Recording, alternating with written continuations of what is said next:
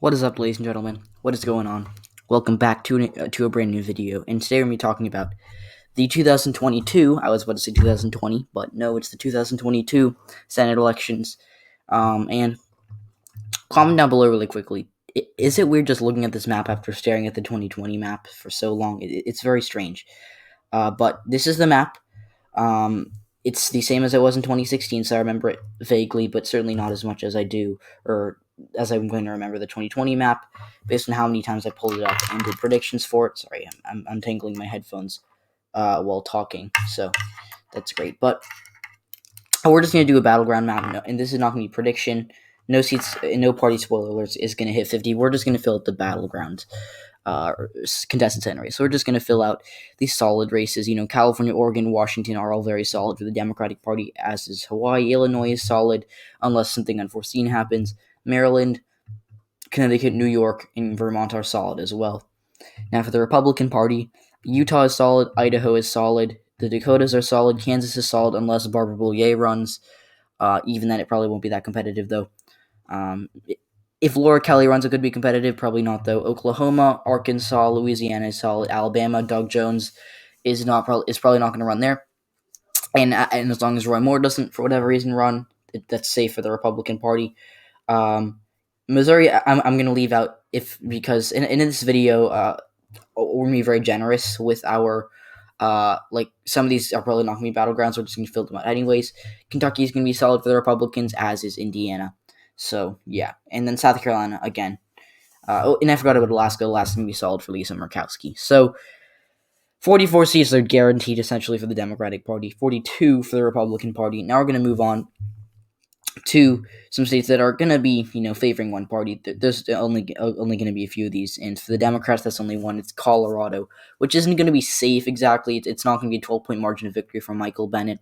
But it is going to be something like a it's 10-point margin of victory. Either way, it's not competitive. If Cory Gardner runs, he could make it a little closer, maybe a 7-point win. But still, he just lost in 2020. He's a good candidate, but it's still a red state, or excuse me, still a very blue state, and I just don't see him. And there are a lot of people who really like Cory Gardner. I just don't see him winning, if I'm completely honest. Now, the Republicans have a few of these seats too. South Carolina, I do think, will end up being 9 to 10 point margin of victory, similar to Colorado. That's Tim Scott's seat. Actually, you know what? It'll be safe. Just because Tim Scott actually will do better with the black vote than your average Republican. That's very big in South Carolina. So you know what? South Carolina is going to be solid red. So because of Tim Scott being a strong candidate. Now, I'm kind of on the fence about a lot of these states, like Florida. I'm just going to put in the lean Republican column. I don't see that being competitive. I mean, look, Marco Rubio is pretty popular. Of course, he's not as popular. You know what? Actually, that's not going to be a lean. We're not going to touch that just yet. So, but we are going to put Ohio in the likely Republican column. Portman's going to win by 10%. So, that being said, let's get into the battlegrounds. And the reason I say Portman's going to win pretty easily, he's pretty popular, and the Democrats don't really have anyone to run. They actually ran a decent candidate in 2016, Ted Strickland. He was the former governor, and he barely got 40% of the vote. Let me pull this up. 2016 Senate election in Ohio. I think he got 39% of the vote or something. He got 37% of the vote. Ted Strickland. Portman is very popular. So, yeah, that's it's pretty solid for the Republican Party. All right, so now we're going to move on to our battlegrounds, and the rest of these are going to be battlegrounds. Starting with Nevada, I think, let's see how long it took. So, I want this video to be around 10 minutes. Now, Nevada, I do think the Democrats should be favored in this race. I mean, that's Catherine Cortez Masto's seat. She did win election for the first time in 2016 on the same ballot as Hillary Clinton. The state's trending blue, but it's still going to be pretty contested, so I think she'll win by around 5 points. The Republicans, I don't really know who they're going to run at this point. I mean, Dean Heller probably not going to run. Brian Sandoval is probably the only Republican who could flip this seat, and even then, I'm not sure. So, yeah. Now, Arizona is also going to be competitive. This is going to be Mark Kelly's seat, remember? He's only in for 2 years because this was a special election. This is originally the seat held by John McCain. But since then, Arizona has gotten a lot bluer since 2016. McCain, I think he won by 15 points or something like that against Ann Kirkpatrick. But Arizona's gotten a lot bluer. McCain was very popular there. And the Republican Party in Arizona has gotten very pro-Trump, which is not a good thing in the state. John McCain is kind of, here his family at least is anti-Trump, so that's not good for the Republicans in Arizona. We also have to remember that Mark Kelly is fairly popular, and even if Doug Ducey runs, it'll be very close, but I think Kelly will hold. Spoiler alert.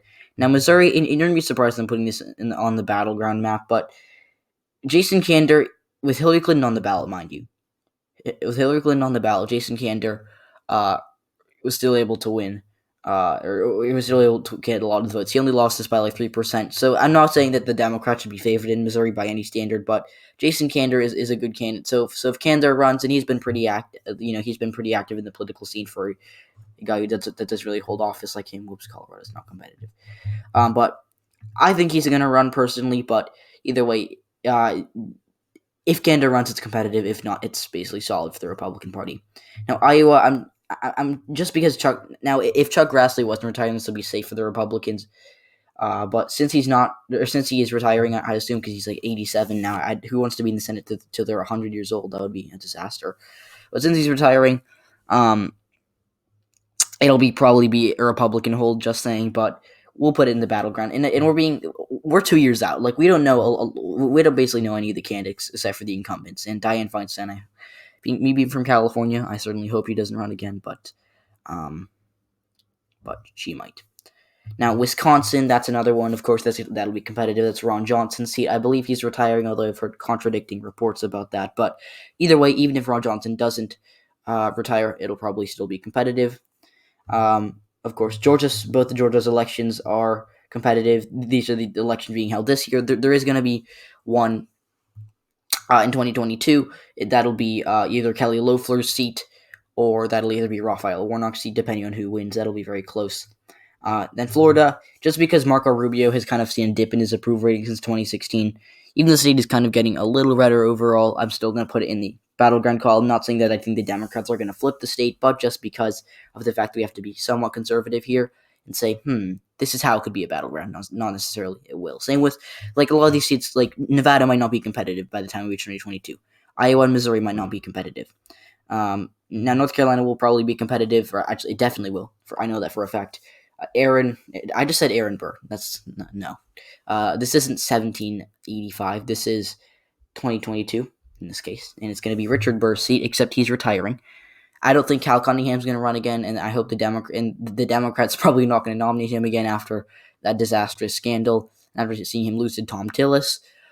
So they might, it'll really depend on who they run. If Cunningham runs again, the Republicans should be favored here, but if it's not Cunningham, if Roy Cooper runs, I do think it'll be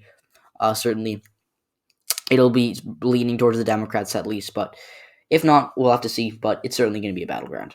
Now, in Pennsylvania, this is another battleground state for the 2022 Senate map, and I say this because of the fact, or for the most part, I say it because of the fact that Pat Toomey is retiring, I believe, I saw an article about that, but Toomey is pretty popular. She's really the only Republican that's won a statewide race in Pennsylvania in a while. I'm talking about the broader level. There's probably been someone who's like won the comptroller's race who's a Republican, but yeah. Now the Democrats, they have some good options there. I think they could, if they wanted to. Again, if they want to run Tom Wolf, but he might not be able to win. He might not be able to run. But that would be interesting to see. And the Republicans, I don't really know who they're going to nominate. Obviously, they can't nominate Toomey again. He's retiring. So we'll have to see really who wins that race. So, yeah. Now, in New Hampshire, I don't think this is going to be as competitive as people think. People say Kelly Yacht's going to run. First of all, I don't think she's going to run. If she does run, though, I think she should still be favored to lose because New Hampshire is a blue state. Biden won it by 7%. We also have to remember that she was rejected by voters in 2016. And yeah, she wouldn't be a bad candidate to run, but I just don't see a ton of voters flipping over her, especially Donald Trump came within 3,000 votes of winning the state in 2016. In 2020, he lost by pretty handily. He lost by a likely margin. So Kelly Ayotte could run and win. I just don't see it right now. But it's still a battleground. We're still being conservative here. Colorado could be a battleground. So could Ohio. So could, barring something, what if South Carolina becomes a battleground? I don't know. But right now, this is my battleground map. So again, guys, please like the video. Please subscribe. Please share the channel with your friends. I hope that you all enjoyed the video. We'll see you all in the next one.